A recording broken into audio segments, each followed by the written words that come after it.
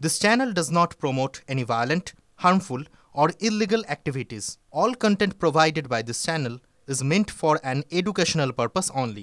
মেঘালয়ের ঘটনাটাই দেখি বা এর আগে কাটোয়ায় একটা ঘটনা রয়েছে, একাধিক ঘটনা রয়েছে যেখানে দেখা যাচ্ছে যে এইভাবে স্ত্রী সে স্বামীকে খুন করার পরিকল্পনা করছে। আপনারা তো এগুলোকে নিয়ে কাজ করেন, কিভাবে দেখছেন পুরো বিষয়টাকে, কিভাবে সতর্ক থাকা উচিত? দেখুন, সতর্ক থাকার থেকেও বড় কথা, আগে একটা কথা বলতে চাই যে যেগুলো আপনাদের মাধ্যমে, মিডিয়ার মাধ্যমে নানানভাবে সামনে আসছে সেটা একরকম, আর এরকম বহু ঘটনা কিন্তু ঘটে চলেছে যেগুলো সামনে আসছে না। মেয়েদের ক্ষেত্রেও হয়, আমরা তো বলছি না হয় না, কিন্তু পুরুষ মানুষের ক্ষেত্রেও কিন্তু আমাদের কাছে যেহেতু আসে, তো এরকম অনেক ঘটনা ঘটে চলেছে যেটা আমরা জানতে পারি না। সবচেয়ে প্রবলেম যেটা হয়েছে আমাদের দেশে, যে আমাদের দেশে মানে যারা এগুলো করেন, আমি তো সমস্ত নারীকে দোষ দিতে পারি না, তারা না এগুলো জেনে গেছেন যে এতে না কিছু হবে না, তাদের কোনো শাস্তি হবে না। কারণ আমাদের দেশে আজও মেয়েদের ফাঁসি 1955-তে হয়েছে, তারপর আর হয় না।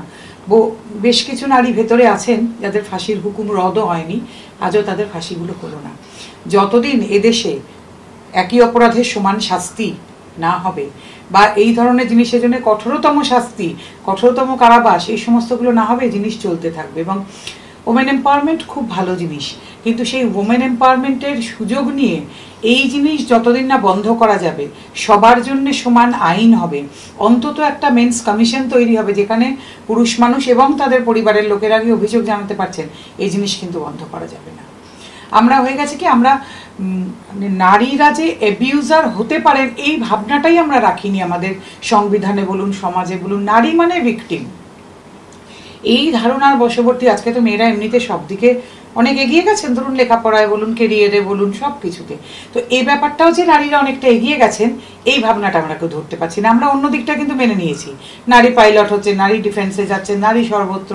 কিন্তু তাহলে নারীরা যে ভিকটিমের খোলস ছেড়ে অ্যাবিউজারের খোলসেও অনেক দূর এগিয়ে যেতে পারেন, এই চিন্তা ভাবনাটা আমরা ধরছি না। তাহলে মুশকিল হয়ে যাচ্ছে এই জায়গাটা, যে আমাদের প্রথম কিন্তু ভাবতে হবে জেন্ডার নিউট্রাল ল করা উচিত। সব আইনে সবার জন্য সমান শাস্তি, যখনই এটা হবে দেখবেন ঝপ করে এটা নেমে গেছে। আজকে মেয়েরা জানেন, অনেক মেয়ে এটা বুঝতে পেরে গেছেন যে আমি যদি আমার সন্তানকেও কুচি কুচি করে কেটে সুটকেসে ভরে রওনা দিই, তাহলেও তারপরে প্রমাণ করার চেষ্টা করা হবে ও উনি বোধহয় একটু মানসিকভাবে বিপর্যস্ত, ওনার বোধহয় সংসার জীবনে একটা গন্ডগোল হচ্ছিল, তাই যদি পরকীয়ার কারণে স্বামীকে খুন করে ফেলি, তখনও বলা হবে স্বামীর থেকে উনি যথেষ্ট ছিলেন না, ডিপ্রাইভড হচ্ছিলেন, তাই উনি এরকম একটা গন্ডগোল পাকিয়েছেন। আচ্ছা, একজন পুরুষ মানুষ এগুলো করলে কি এরকম ভাবা হয়? এবং যেন তেন প্রকারানোর চেষ্টা করা হয়, দেখবেন ভদ্রমহিলাটিকে না মানসিক রোগগ্রস্ত প্রমাণ করার, যাতে আপনি আইনের ছাড়টা পান। আজকেও এই ঘটনাটায় দেখুন, এই যে ইন্দোরের ঘটনাটি, মেঘালয়ের হানিমুনে এতদিন ধরে কি চলছিল, মেয়েটিকে নাকি বাংলাদেশে পাচারি করে দেওয়া হয়েছে, ছেলেটিকে মেরে ফেলা হয়েছে, আর মেয়েটির খোঁজ নেই। ফলে কত লোকের কত শোক দেখছিলাম যে মেয়েটি বাংলাদেশে নাকি পাচার হয়ে গেছে, কি করা যাবে।